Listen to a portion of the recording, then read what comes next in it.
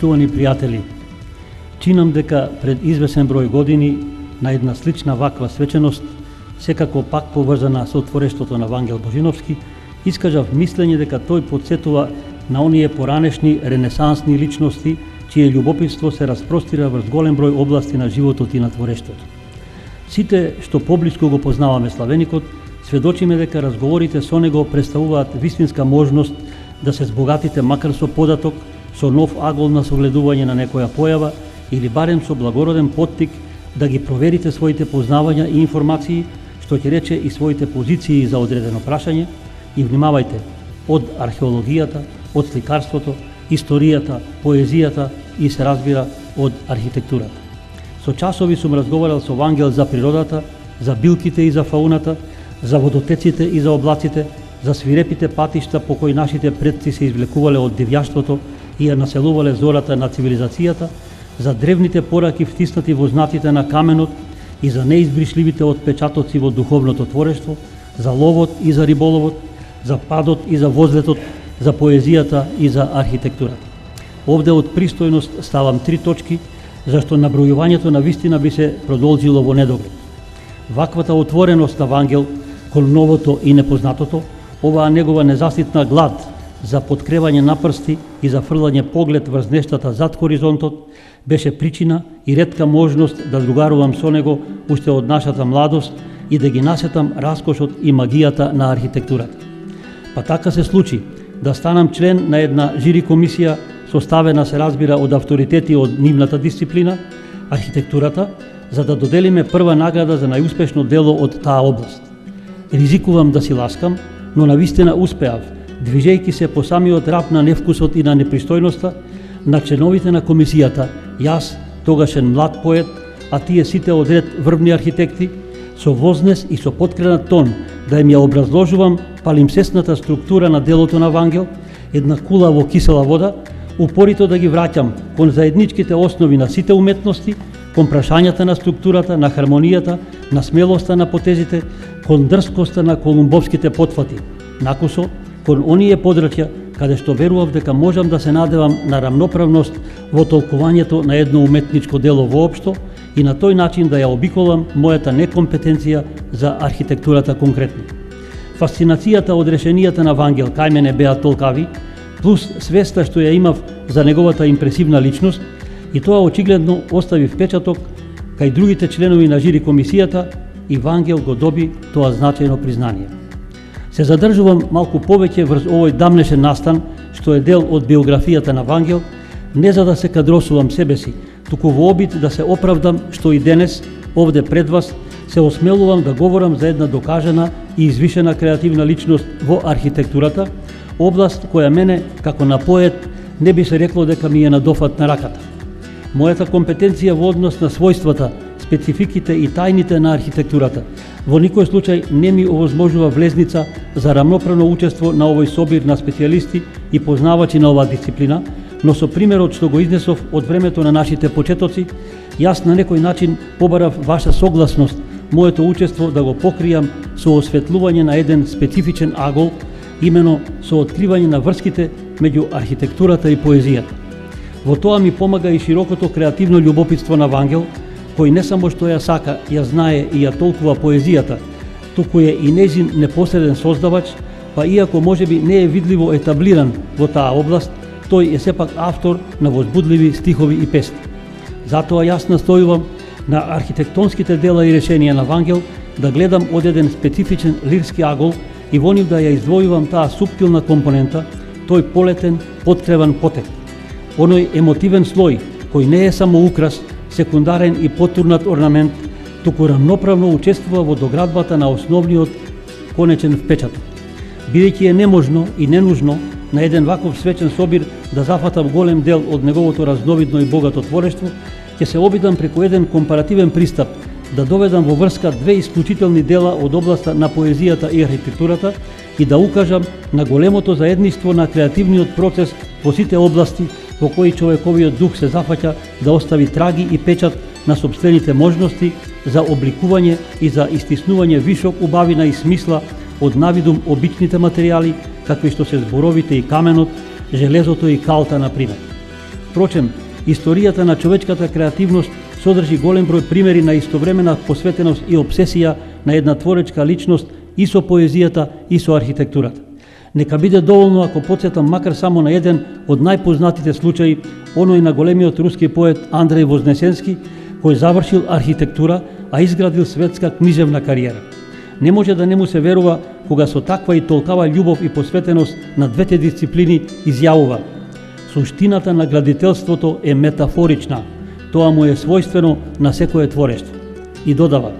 се постои преку споредба. Само преку нашата свест се открива материјата, зашто нема постоење без споредба, бидејќи самото постоење е споредување.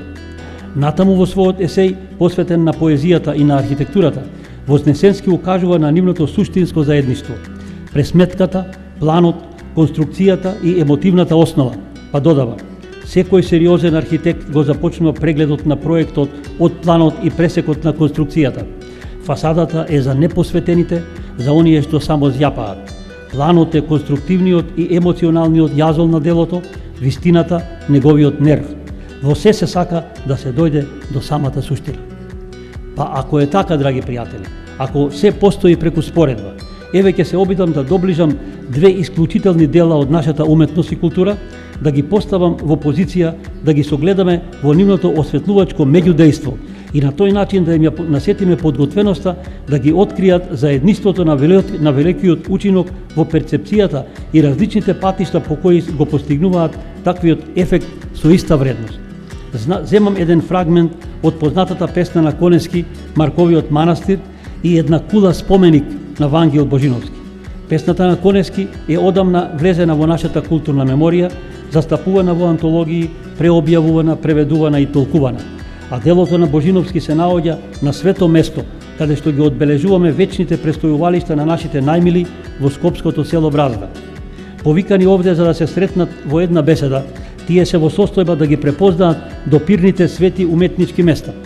Тие всушност не само овде на оваа свеченост, туку во принцип, според своите природи, се приближуваат, патуваат една кон друга и од оваа близина ние можеме да согледаме дека песната и кулата, поезијата и архитектурата се упатени угоре кон духовен возлет и подвиг.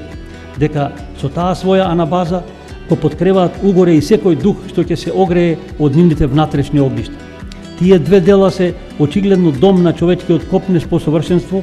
но не само во сферата на уметничката креација, туку и во духовната, во душевната, во социјалната и рефлексивната, конечно во метафизичката област.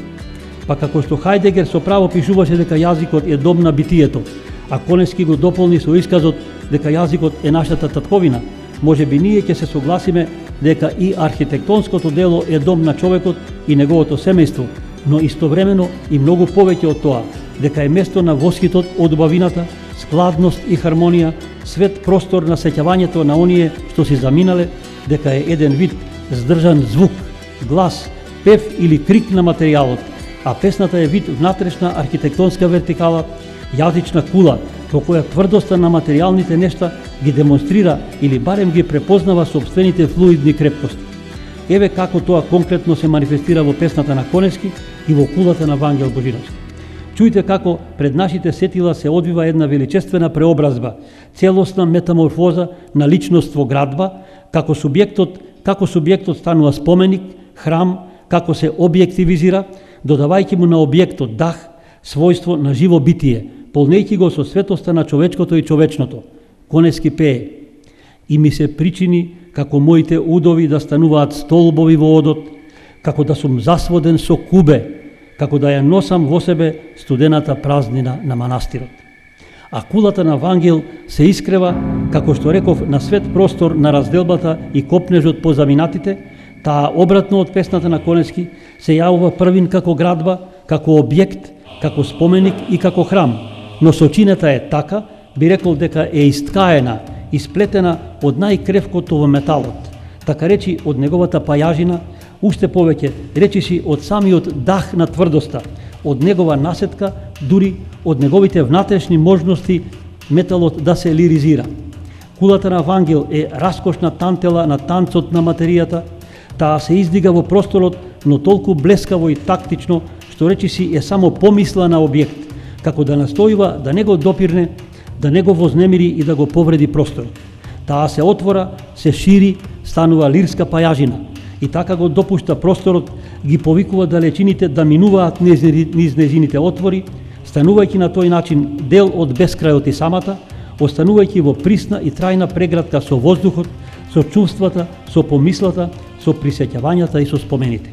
Се покажува дека делото на Вангел Божиновски ја презема улогата на конкретен функционален објект, но истовремено се исполнува со духовност, со една благословена душевност на спомените и со надежите се субјективизира. Низ воздушестата ткаинина на кулата, извлечена од цврстината на металот, од отпорот и од студенилото на железото, непречено минуваат пространствата, воздухот, светлината и спомените, па таа несомнено е градба битие, градба личност, од тие скапоцена крстостица на драги спомени. Низ неа струи непрекинат сообраќај на чувствата на оние што заминале и на оние што одбиваат да го прифатат тој свиреп факт. Се обидов, драги пријатели, преку едно дело да укажам на природата и на карактерот, на слоевитоста на потезите на овој мајстор на структурата, на размерот и на складноста, врз кои се темели и се крепи рангот на неговото творештво. Секако дека за секое одделно негово остварување можат да се осветлат и многобројни специфичности што го издвојуваат и што го прават видливо и единствено во неговиот собствен еманацијски круг, но дури ставено и доживеано, почувствувано и промислено во рамките и димензиите на овие цврсти поетички позиции, тоа зрачи со својата севкупна полнота, истовремено и со својата наменска функционалност, но и со својата естетска сложеност и повеќезначност на стаменито уметничко дело.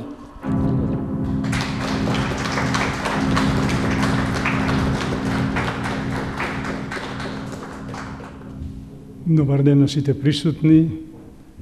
Да заблагодариме што имавме повод да му ги честитаме 40 години работа во архитектурата и што не покани да бидеме дел од ова свеченост. Јас ке зборувам за мемориалната градба, за сонот, реалноста и вечноста. Во центарот на Скопје,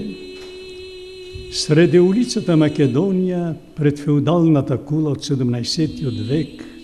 и домот на армијата на Република Македонија, на бившата локација на храмот Срце Исусово, органски вклопен во градската околина и слика со згради од 20 век, почна да зрачи со севозможни вредности еден несекојдневен, нетипичен, несериски и вонстандардно продуховен објект на современата македонска архитектура. Тој, со својата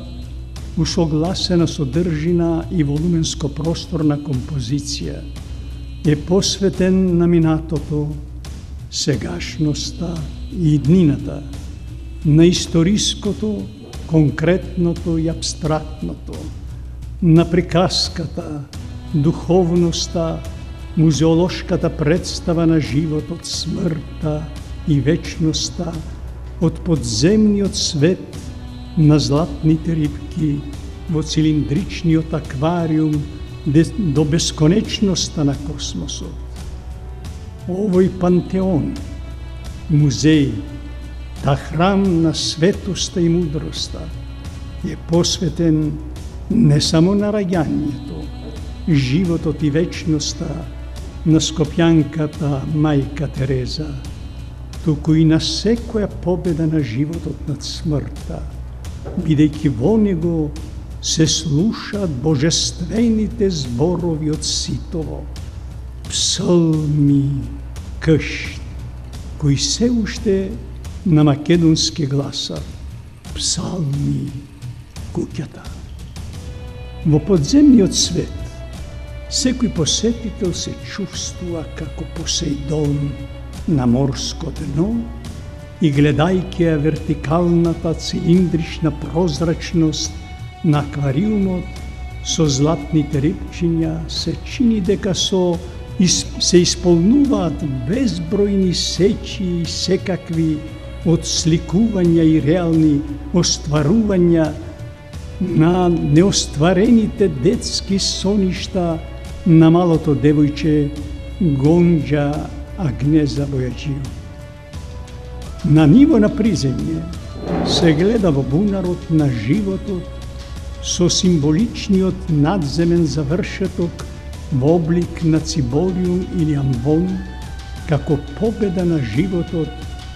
под символот на небесниот свод. Од тука, по хоризонтална распространетост, се разбранува победоносниот поглед на свет, низ разиграните согледувања на смислените логични можности, на свесно организираните визуелни, хоризонтални и вертикални комуникации со разновидно етапно доживување на богатата музеолошка и духовна содржина на архитектонскиот комплекс на спомен куќата на мајка Тереза. Органски компонираните разновидни традиционални и современи простории и форми, обликувани со традиционални и современи материјали, кои се интерпонирани и интегрирани со супериорно познавање на семантиката на архитектонскиот јазик и користење на контрастни архитектонски изразни средства, го прават објектот доминантен со своите универзални пореки и вредности, постепено откривајќи ги внатрешните содржини и форми и севозможните атрактивни перцептивни точки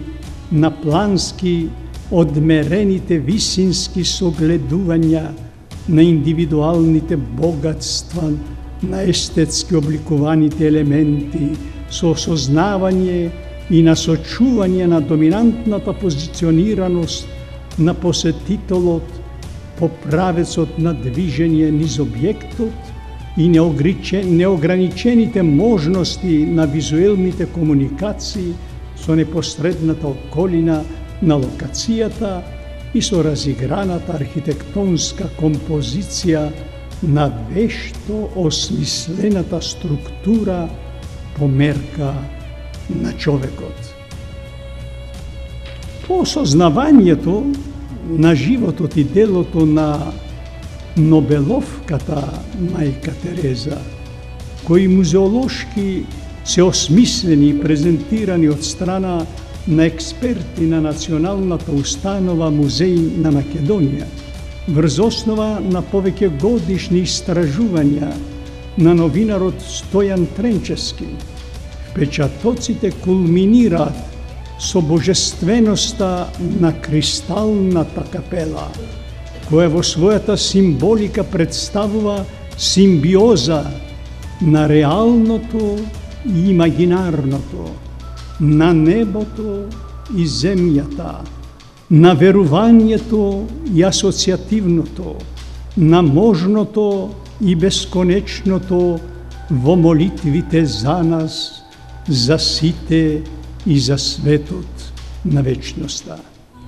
Излегувајќи од одреден осмислен, обликуван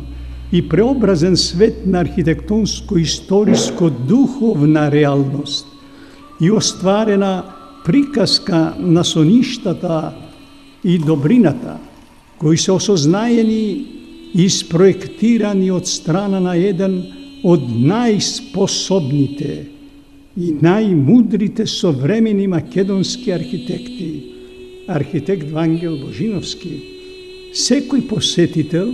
на спомен куќата ќе се најде на отворена тераса со доминантни можни погледи кон околината и објектот и така, лебдејки со архитектонски крилја над реалниот и абстрактниот свет и користејки скали на една човечка продуховена димензија, постепено ќе почне да слегнува од светот на богатата архитектонска фантастика по неверојатно инвентивниот, стабилниот, впечатливиот и асоцијативниот конструктивен систем кон сегашната реалност со уредена од страна на хортикултурците партерна површина од околу 1000 квадратни метри и севозможни доживувања што ги замисли, испроектира и ги оствари авторот на проектот со помош на вештите раце на градежниците на гранитот Скопје, со целокупниот инженерски тим и со многу разбирање, напори, енергија, соодветна финансиска конструкција и друга поддршка на владата на Република Македонија и одделно на Министерството за култура. Бронзената и мермерната фигура на христијанката мајка Тереза подсетува на овоземската посветеност на скромната сестра мајка Тереза, на хуманистката и најголемата пријателка на сите бедни луѓе на овој свет. Амфитеатрот со капацитет од 400 седишта овозможува скопјани и други почитувачи на делото на скопјанката Света мајка Тереза да организираат секакви диспути за животот и смртта, за реалното и абстрактното, за нашето и универзалното, за минатото, сегашното и идното, за духот на творештвото и творечкиот дух, за сите убавини на љубовта и хуманоста, на континуитетот на традицијата и традиционалното, на сакралноста и вечноста. Отворените порти и засводените отвори се просперитетни, победоносни, отворени прозорци кон убавината на животот и светот. Применувајќи ги законите на хармонијата, авторот Вангел Божиновски создаде монументален по својата визија и енциклопедиски по своето знаење и значење објект во кој со својот аналитичко-синтетички метод, со усогласената семантика и едноставниот архитектонски јазик, со повеќеслојниот хоризонтален и вертикален спој на разновидни поливалентни вредности и единство на разновидности во модуларната координација на елементите во просторот и на просторот, та целосно почитувајќи ја и ригорозната категорија време, успеа прекрасно да овоплоти неверојатно интересна волумско-просторна композиција, која секогаш ќе зрачи со препознатлива универзална светлина и топлина, разиграност и органска вклопеност во околината, со супериорна симбиоза на символиката и метафората на традиционалното, современото и идното, и на тој начин секогаш ќе се препознава како најсветла точка и страница, како нова епоха и како најафирмативен, револуционерен поглед на свет во современата македонска архитектура на нашето 21 вековно време. Ќе поминат денови, месеци, години и векови, но овој објект со неверојатен континуитет на колективни и индивидуални споменички вредности, со незгаслив, племенит, универзален, архитектонско-естетски, традиционален и современ символички синкретизам за секој посетител и почитувач на човечката мерка во архитектурата и човечноста во меѓучовечките корелации ке подсетува на пораката од Ситово пред 6500 години и сон кој на денешен македонски литературен јазик ке рече оди сонове.